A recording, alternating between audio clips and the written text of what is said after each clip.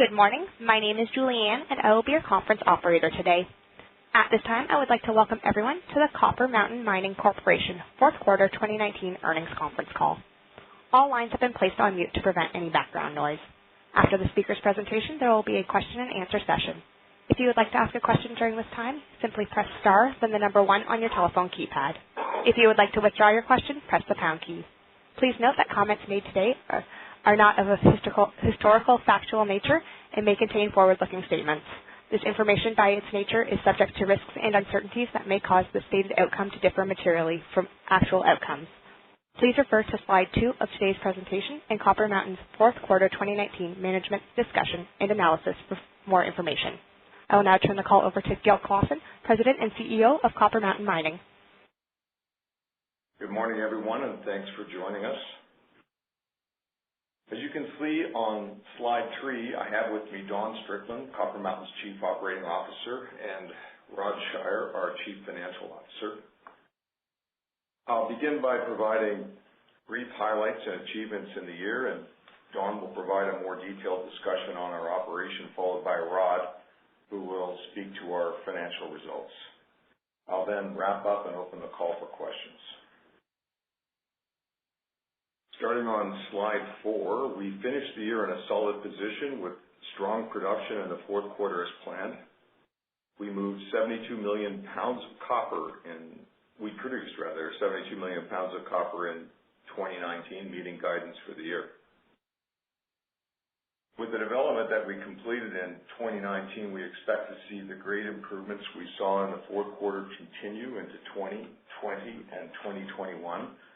We're forecasting a substantial increase in production to 86 to 96 million pounds of copper, which is over 100 million pounds on a copper equivalent basis. And as we complete the mill expansion at the end of 2020, we expect production to remain at a similar level in 2021 and going forward. You'll note 2022 is a little lower production year, but this is just due to mine sequencing. We expect to revert back to higher levels immediately afterward. Our C1 cash cost per pound was $1.92 US in 2019. This is slightly higher than in 2018, mostly as a result of lower copper production. However, if you look at the total all-in cost to operate the mine, it's pretty steady. Costs were 2% lower year over year, about $233 million compared to $238 million in 2018. This is a testament of our cost containment efforts and illustrates the mine's consistency and reliability year after year. Most of the cost variances on a unit basis are primarily due to copper grade and recovery fluctuations. Going forward, as a result of higher production and improved grades, we expect our C1 cost to improve by 28% to $1.30 to $1.45 in 2020. Our all-in cost, which includes sustaining capital and deferred stripping, is expected to be US $1.95 to $2.20 per pound in 2020. And we continue to invest in our business and to pay down debt, finishing the year with $32 million in cash. Of note, subsequent to year-end, we came to an agreement with our partners, Mitsubishi Materials Corporation, to extend our current related party debt to the mine until June 2023, making it a long-term liability. This improves immediately our working capital by about $100 million. This is not reflected on our year-end balance sheet, but will be in the first quarter of this year. I'll now turn the call over to Don to go over our operational results. Don? Thanks, Gil. Both the mine and mill continued to perform well during the quarter, with the grade increasing as planned. Starting on slide 6. This slide highlights the areas mined during the quarter. The main ore supply came from the highlighted area on the west side of the main pit, while smaller amounts of ore came from the highlighted areas on the north and south sides of the main pit. Our strip ratio dropped to 2.7 during the quarter, down from 4.1 in Q3 as we exposed more ore. We continued our focus on waste development in the south side of the main pit. We remain on plan to expose higher grade ore for 2020 and 2021 production as per our guidance. The grade is scheduled to increase throughout 2020 as we access more high grade ore, resulting in production more weighted towards the second half of the year. Tons noted on this slide are ex-pit tons. However, I would like to highlight that the mine continued at a high tonnage rate, moving 18.1 million tons during the quarter and 69.7 million tons for the year. These numbers include 3.5 million tons of waste placed within the pit during the quarter and a total of 7.6 million tons of waste placed within the pit during the year. These in-pit placements provided working access to advanced high-grade ore, reduced haulage costs, and increased overall productivity. These in-pit waste tons are scheduled to be relocated to their final location within the pit during 2020 and 2021. Turning to slide 7. During the quarter, we commissioned 3 new haul trucks, and we plan to commission 4 new haul trucks in 2020. These trucks will replace the older trucks in our fleet, but we're excited as these trucks are being purchased as trolley capable and are part of a plan to trial Trolley Assist. With Trolley Assist, the haul truck connects the electricity supply like a streetcar and replaces diesel consumption with electricity. This is targeted to reduce our greenhouse gas emissions and reduce our operating costs as we replace diesel with electricity and increase mine productivity as haul trucks travel faster on Trolley Assist. We are partnered with Komatsu, SMS, and the BC government to advance this trial. We are presently designing the trial, including redesigning haul ramps to support maximizing use of Trolley Assist. We will complete this trial in the Copper Mountain main pit on an approximately 1 kilometer long haul ramp. In anticipation of the trial being successful, we are completing new designs to be able to utilize Trolley Assist in the future. This schematic of the new Ingerbelle waste dump incorporates a Trolley Assist design. We have also incorporated Trolley Assist in the ore haul design from New Ingerbelle to the primary crusher. We are very excited by this opportunity and how it fits into our ESG objectives.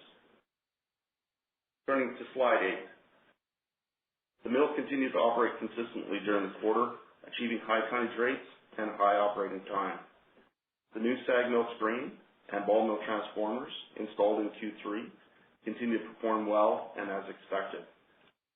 Following the ball mill transformer installations in Q3, the ball mill speeds were increased in late Q4, achieving the higher mill tonnage rate as targeted.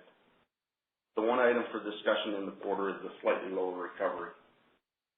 Turning to slide 9. In Q4 and during the early part of 2020, we are mining a small area of the reserve that is the finest mineralogy and lower associated recovery. This schematic shows the 3 pits, Main, North, and New Ingerbelle. The majority of the reserve is coarse and medium grain mineralogy, while a very small part of our reserve in the middle of the main pit is a finer mineralogy. We are mining in this area in Q4, and that is the reason for the lower recovery. The recovery was in line with expectations. Turning to slide 10. We are advancing several projects in 2020 to continue to improve the operation. At the start of this year, we have expanded the copper concentrate filtering capacity to handle the higher scheduled copper production in 2020 and 2021. We are now focused on installation of the direct flotation reactors as a second flotation cleaner by mid-2020. This project will provide capacity and stability to the cleaner circuit, supporting a higher copper concentrate grade. This is a low capex, high value project that we are expediting. The schematic on the top right of this slide shows where the DFRs will be installed within the plant. We are continuing to move forward with the ball mill 3 expansion project. The ball mill is now on site as shown in this picture.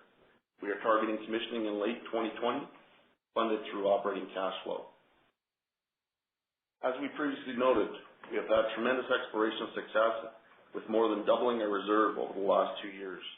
We plan to continue our exploration program in 2020, focused on mineralization extensions around the Copper Mountain North and Copper Mountain main pits, We'll be starting our exploration program in late Q1. Turning to slide 11. We are very committed to ESG and the Mining Association of Canada towards sustainable mining, or TSM standard. We will be confirming our AA tailings management rating in early 2020 and are targeting to achieve AA or single A ratings of all TSM protocols over 2020 and 2021. Our progressive reclamation work, as previously highlighted and shown in this slide, is based on an innovative agreement with the City of Metro Vancouver, Aero Transportation, and our local First Nation partners. Our objective is to advance progressive reclamation. We are designing for it and executing on our plan. Our focus on reducing greenhouse gas emissions, including the Trolley Assist trial discussed earlier, is another progressive partnership. Our objective is to advance this technology and reduce our GHG emissions. We will continue to update you on our ESG activities. Summarizing our Q4 operational results, the grade has increased as planned, and we are transitioning into higher grade ore in 2020 and 2021. The new SAG screen and ball mill fill transformers installed in Q3 are performing as planned. We have increased the ball mill speeds and are operating at the targeted higher mill tonnage rate. We are now focused on successfully executing the DFR and ball mill 3 installations in 2020. We are continuing exploration, focused on adding reserves and better defining our longer-term planning. We are working towards AA or single A ratings on all TSM protocols in 2020 and 2021. I now turn the call over to Rod to go over our financial results. Thank you, Don. As noted on slide 13, revenue for the fourth quarter of 2019 was $73.7 million on the sale of 17.6 million pounds of copper, approximately 6,000 ounces of gold, and 76,800 ounces of silver. Revenue was relatively flat when comparing Q4 2019 to Q4 2018, despite lower sales during the fourth quarter of Q4 2019 because of a 20% increase in gold prices experienced during Q4 2019 when comparing quarter over quarter.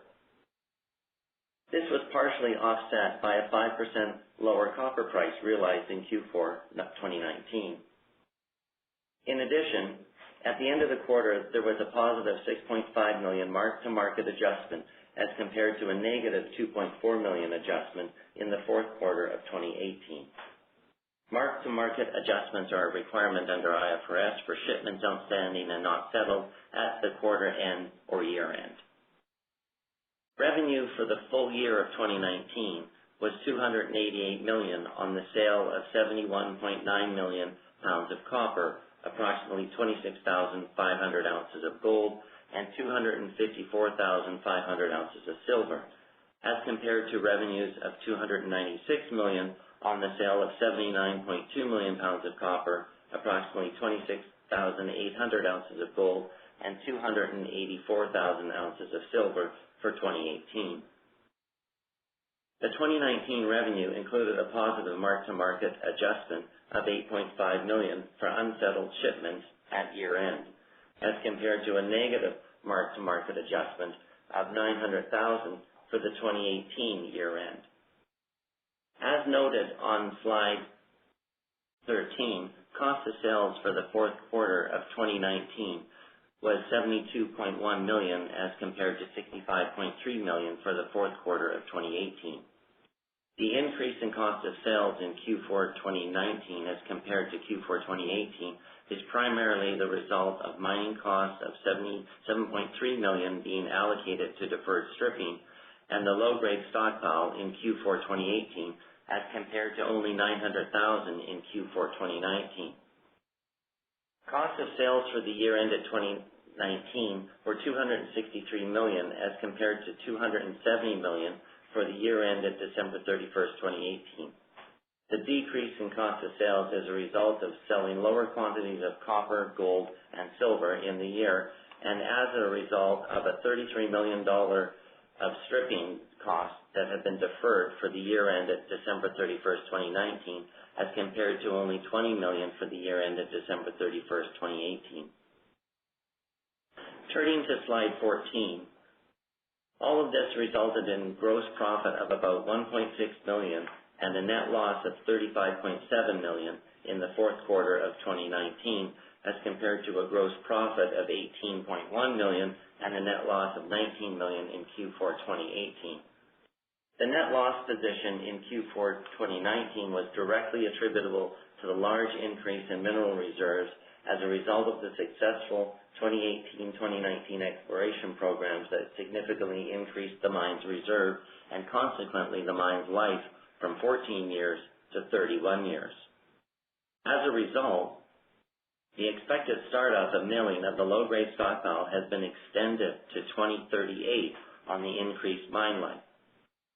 This pushes out the discounting of future cash flows required to value the low-grade stockpile and resulted in a one-time non-cash write-down of $48.8 million on the low-grade stockpile's value effective at the end of the 2019 year. This was partially offset by the deferred tax recovery of $12.9 million recognized on the write-down of the low-grade stockpile and the $5.5 million non-cash unrealized foreign exchange gain recorded during the quarter. The non-cash unrealized foreign exchange adjustments are mainly related to our debt that is denominated in U.S. dollars.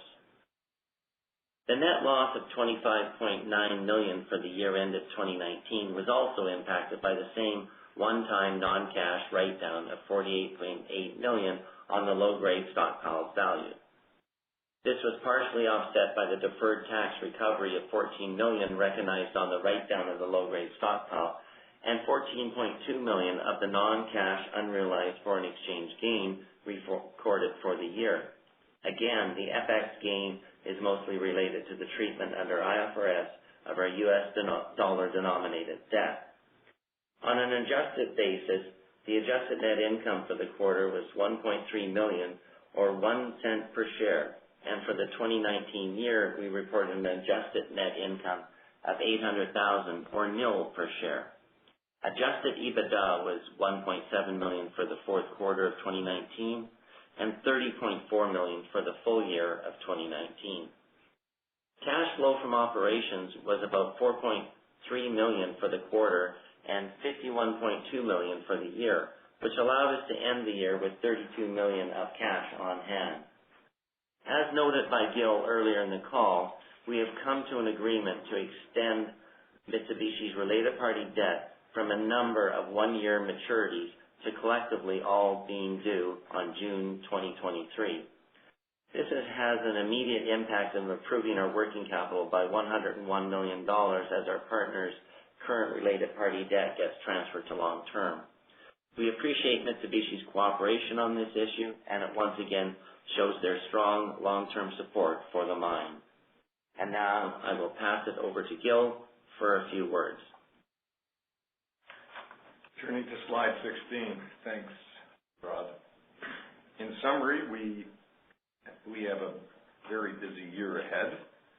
Work on the EVA copper bankable feasibility study is going quite well. We expect to announce results by the end of the first quarter.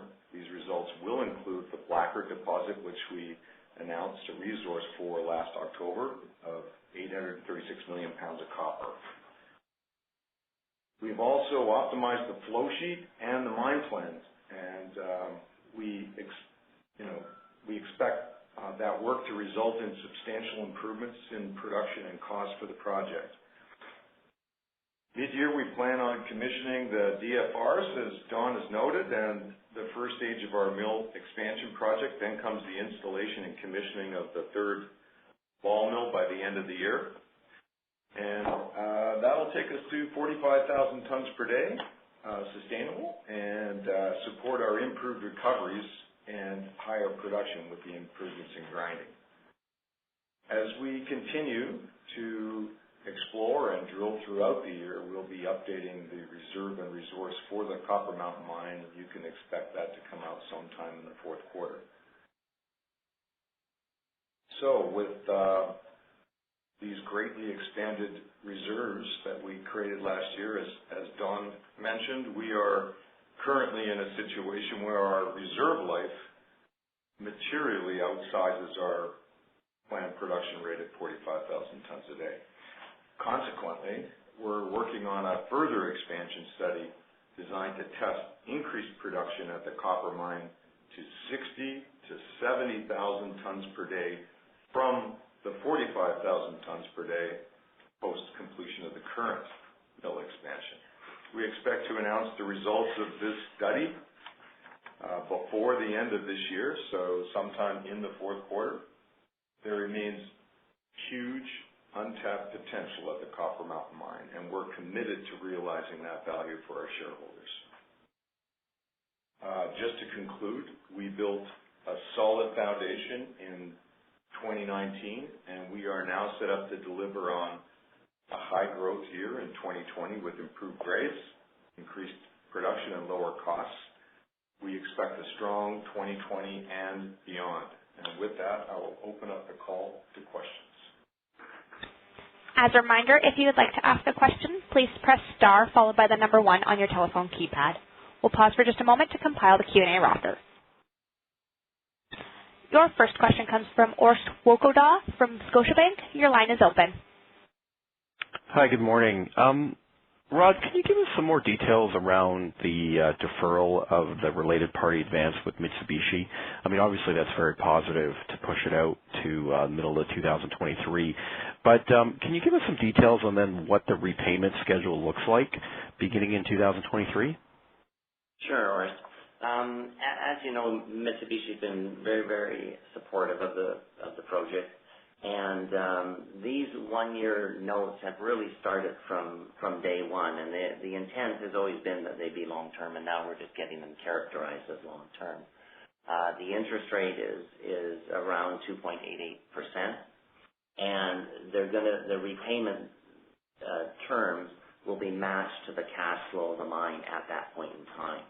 So it's very flexible financing. So I think the best way to think about it is that very attractive JPEG financing that we have just continues on to match the cash flow of the mine. So will they take then, starting in 23, kind of a disproportionate share of the free cash flow of the mine to start paying down that related party? Is that the way to think about it? Yeah, that's a good way to think about it in terms of, this all depends on copper pricing and gold pricing and where the cash flow of the mine is. You'll see that, if you run your numbers, 10, 20 cents higher, that accelerates the repayment, and vice versa the other way. Okay. But is there a formula you can give us in terms of, what percent of free cash flow or anything like that, or? No, there's nothing like that, and there hasn't been from day one. I mean, okay. She's been very supportive, as you know, and we didn't. You go back to 2015 when copper was $1.95, $2, and they were very supportive, and that's where this rolling of these notes really, the genesis started from. Okay, thanks very much. As a reminder, to ask a question, please press star 1. Your next question comes from Stefan Ioannou from Cormark Securities. Your line is open. Great, thanks very much, guys. Maybe just a couple from me. Just wondering, with the work going through this year to increase the grinding capacity, thanks very much for that slide that sort of shows us the distribution of fine versus coarse grain in the pit. But will that optimization actually take care of some of the finer grained ore that might be left in the mine plan going forward, or is it more just enhance the sort of the regular, for lack of a better word, type of mineralization? Yeah, Stefan, certainly the improvement in the grind with the ball mill expansion has a larger impact on the fine mineralogy.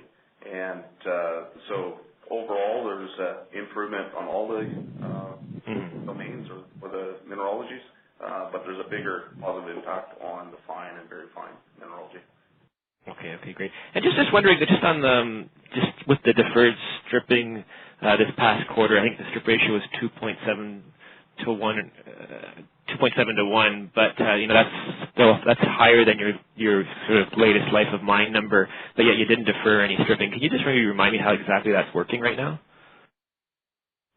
As you know, Stefan, our new life of mine average strip ratio for this coming year is significantly lower because the mine life is down. And we're not anticipating, significant dollars this year, around $13 million if our mine plan comes in as estimated. But it's basically, if you go above your life of mine strip, under the accounting rules, they make you normalize it. So you take those dollars out and you have to defer them and then amortize them over the rest of the mine life. If you go under the strip ratio, you do nothing. You just take it as it comes. Yeah. So what was your what strip ratio were you comparing to, I guess, for Q4, like to have deferred versus not? Can you just remind what the number was? The one in Q4 was a little bit higher. We were still operating under the previous resource, and I think it was about 2.88 to 1. Okay. And now we've brought that down with more advancement in our long-term plan to make the 13-year mine life. Okay, I know it's quite a bit lower now. That's right. Okay, and just sorry, go ahead. You'll also notice that long-term extension of the mine life also impacts our depreciation. You're going to see that cut in about half. Got it. Okay, thanks very much. And then maybe, Gil, can you just comment, obviously it's great to see, like Oris mentioned, just getting the debt pushed out to middle of 23. Has there been any more thought on sort of just looking at your debt overall and sort of, maybe sort of restructuring it to sort of look at sort of what you want to do with New Ingerbelle and then also into Australia over time?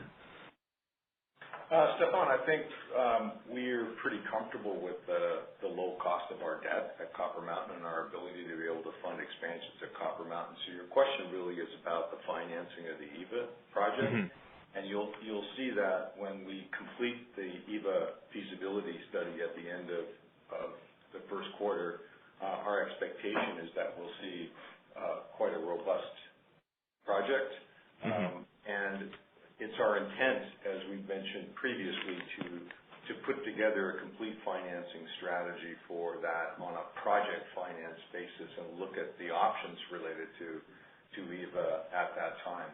We have a lot of lending interest for the project on a project basis in Australia, and we have a lot of triggers that we can pull to manage that development in a non-dilutive way to our shareholders. So I'd say just stay tuned a little bit on that. It's a great project, and generally speaking, great projects have a way to get done and get financed, and we're looking forward to be able to give a little bit more color and clarity as we move forward in the year on that project. Okay, great. Thanks very much, guys. We have no further questions. This will conclude today's conference call. Thank you for your participation. You may now disconnect.